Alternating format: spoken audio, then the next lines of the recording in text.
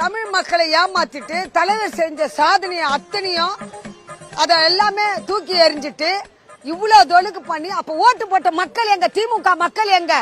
எல்லாமே விஜய் விஜய்னு வந்தா திமுக மக்கள் எங்க?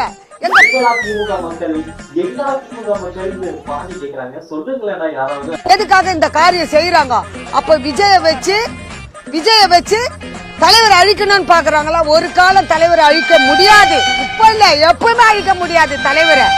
ஆனா மக்கள் கவுத்துட்டாங்க. மக்கள் கவுக்கல, அமித்ஷா கவுத்துட்டான்.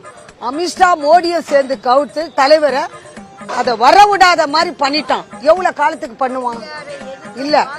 இல்லப்பா, எவ்வளவு காலத்துக்கு இந்த மாதிரி பண்ணின்னு இருப்பா தலைவரை? ஒரு 5 வருஷம் ஆளுவியா? விஜய் ஒரு 5 வருஷம் ஆளுவாரா? அவருக்கு நாட்டு ஆள தெரியுமா? விஜய்க்கு?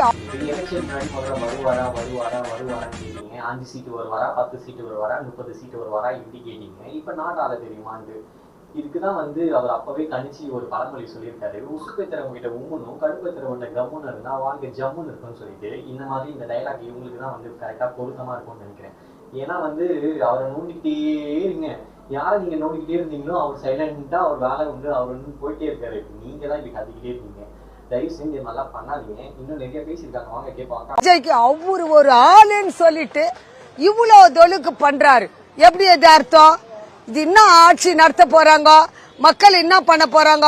2500 ரூபாய் கொடுப்பாரு, 6 சிலிண்டர். அந்த 6 சிலிண்டருக்கும் 2500 ரூபாய்க்கு தான் வந்தாரா இவரு குடுக்கறதுக்கு? இவரு ஊழ மாட்டாரா? விஜய் ஃபர்ஸ்ட் இவரு யோகியமே இல்ல. இவரு யோகிஸ்தரா? இவரு யோகியம் இல்ல.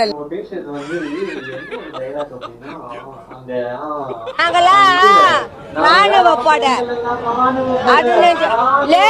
ராணுவ பட தெரிஞ்சுக்கினியா? அதெல்லாம் விட்டு கொடுக்க மாட்டோம். அஜாலக்கா உஜால நிற்போம். எது மகளிர் படம், ராணுவ படம்.